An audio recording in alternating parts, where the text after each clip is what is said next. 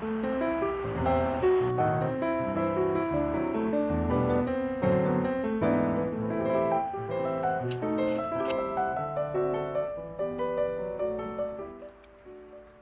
art's very important to me.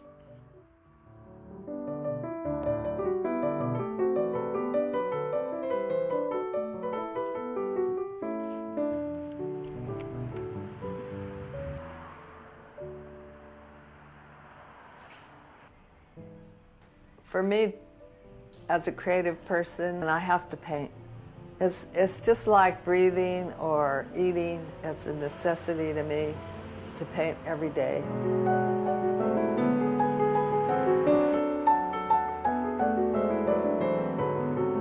I was born in Chicago, but we moved to Reno when I was 6 years old. My dad had asthma, and my mother and dad decided that they needed a dry climate. So I went to school in Reno and attended the University of Nevada, where I majored in art and psychology.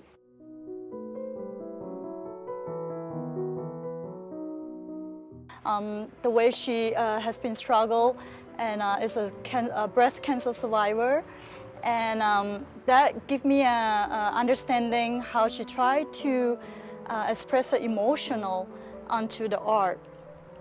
So every stroke that she painted on her painting, using a thick, repetitive lines that create a sense of emotional empowerment, so that she can heal herself. That's how I perceive the way she put her technique on each piece of individual painting.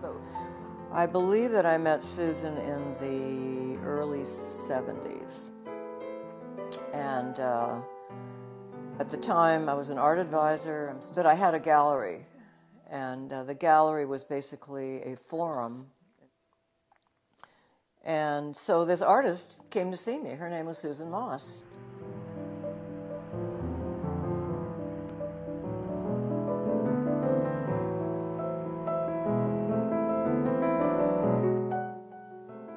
I looked at these paintings and I thought, wow, these are really gutsy, and they look more like what's going on in New York than what's going on in California. And they had this surface that I couldn't figure out once I actually saw the paintings. And the surface was, it sort of looked like wax, but then it kind of looked like resin. And then it was sort of mixed with paint, and it was something called Roplex.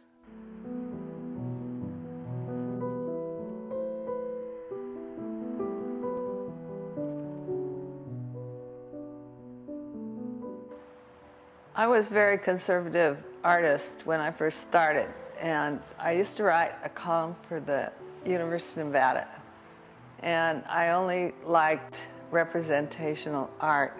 Had to be real, it had to be an object, and that's how I painted. I painted still lives, I painted people, and that was my mindset. Then when I went to Otis, they were very conservative also. They liked the still life, they liked the landscape. And for a couple of years, I was really with them, parallel to them, and doing what they liked. And then I suddenly discovered light and space and modern art. I don't know how, but I got this spray equipment. Well, I worked 2 years in my studio doing huge spray paintings. I never showed anybody, but at the end of 2 years, I took photographs and went around, showed people, and I got 2 shows immediately, one on La Cienega and one at a group show at the Brand Library Arts Center in Glendale, where I met many artists that are still my friends today who were in the show. I was influenced by several artists. William Turner, who was a wonderful landscape artist whose art became more and more abstract as he got older. He was laughed at, and his watercolors are so beautiful. They're small, but they're beautiful and abstract, almost completely abstract. The Getty Center started a project in early 2000 of they call it Pacific Standard Time, which is artists that gave birth to the Los Angeles art scene. And I was included in the book LA Rising, and Bleicher Gallery is one of the official galleries, and he has just done a preview of his artists that belong in that category of Pacific Standard Time. And I had 2 pieces in that. Yeah, Susan did this work here, Marine Slick and Intersection. See, there's a reward in longevity, isn't there? Yeah, really. My grandparents on my mother's side were from Germany, and they started a furniture factory, and it was small. It started out small in the basement, and it grew to be 2 factories, and the largest furniture manufacturing in Berlin. And just as they were expanding and really getting into it, Hitler came into power, and my grandparents escaped to Holland. They were caught up with and thrown into Bergen-Belsen concentration camp. And I did a series called Soft Hard Edge, where I would tape the edges and wait for it to dry, and that got kind of boring. So I started experimenting with a Roplex, which is the base for all acrylics, and I would squeegee the paint across. And then after a while, I got into a feminist statement where I would use cake decorating tubes of various sizes and large cake spatulas I got from a bakery supply. And that led to the Black Forest series, which I did for my grandparents who were killed in Bergen-Belsen. And those are one of the strongest series I ever did. Skirble owns the Black Forest painting, and the Laguna Art Museum owns the Black Forest painting. This is a Roplex painting by Susan Moss that I've had for about 20 years. I've been a fan of Susan's work for many, many years. I've known Susan and been friends with her for about 30 years. This came up at an auction at Clark Serlich from a private collection. The second I saw it, I grabbed it. I hung it here 20 years ago, and I've never moved it from this spot.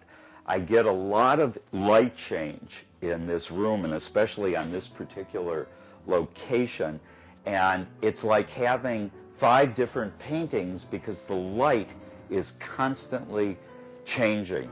I love the graphics of it, the coloration of it, and especially I like the fact that it's like getting 5 paintings in one, because I never know what I'm going to see when I look at this painting according to how the light is hitting it. It's definitely one of the favorites in my collection.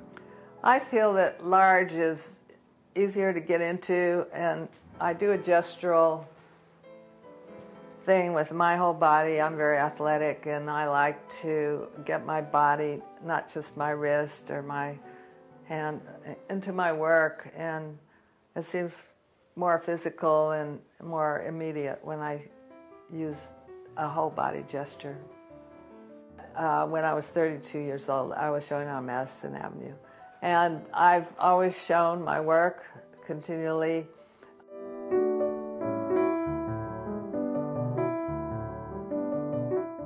We had a fabulous exhibition. It was gorgeous. And the way the paintings were, they had vertical elements like Barnett Newman. They had layerings like Rauschenberg. They had a lot of artists in them. And I would say in today's world, they even had a sense of Richter, Gerhard Richter. And so we opened up this exhibition, and everybody came, and some major collectors bought her work. Well, I started out doing sketches for the Black Forest paintings in my sketchbook, and they were very small.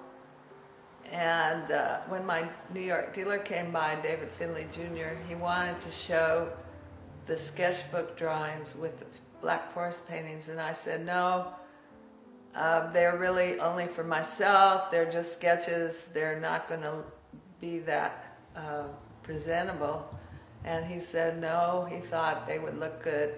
So we framed up a few and people loved them. And then when I had to give up using acrylic paint, I couldn't use any fumes, so I couldn't really use paint for a while until I figured it out. So for a year I started blowing up my drawings and making them really big. And I could use the crayons and I could get transparencies and I could use my fingernails to get through them, the layers, and expose the underlayers and make it transparent and translucent, and just the way I did in my black horse paintings. So I was having a good time doing them and had no idea what would become of me, but at the end of the year I got a show of 30 of these drawings at Albert Knox Museum in Buffalo, which is one of the best museums in the country. Susan's work sort of stemmed from the California light and space movement and brought it into kind of a more personal arena than the light and space movement in and of itself. There's something, most of the California light and space movements are about pieces you have an experience from viewing them. Her work brings something personal into it. You experience something individual as well as something experiential. I have a lot of collectors. I have almost 500 collectors around the world, and that includes 3 museum permanent collections. My biggest collector was Robert A. Rowan, and he became my patron for 2 years. One of the collectors was a collector named Robert Rowan, and Robert Rowan eventually gave his fabulous collection. A lot of it went to the Pasadena Art Museum. In fact, he was one of the founders of what was then the Pasadena Museum of Contemporary Art. I said, Art Forum is declared painting dead. What are we going to do? And he wrote me back that, don't worry, painting has been declared dead every 5 years. Some people don't think art is an extravagance, and in hard times they'll drop whatever they don't need if it's not something they can drive or eat or shower with. They don't need it. And but I think some people always need art.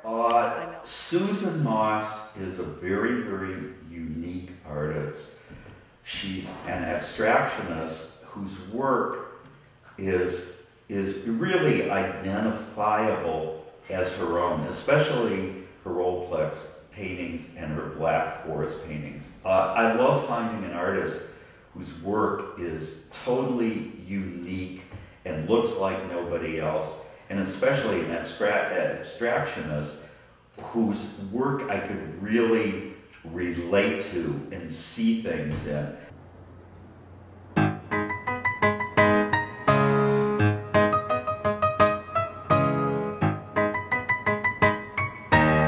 LACMA has one of the first Earthslide drawings, number 38. It was donated by a gallery and voted in by the trustees.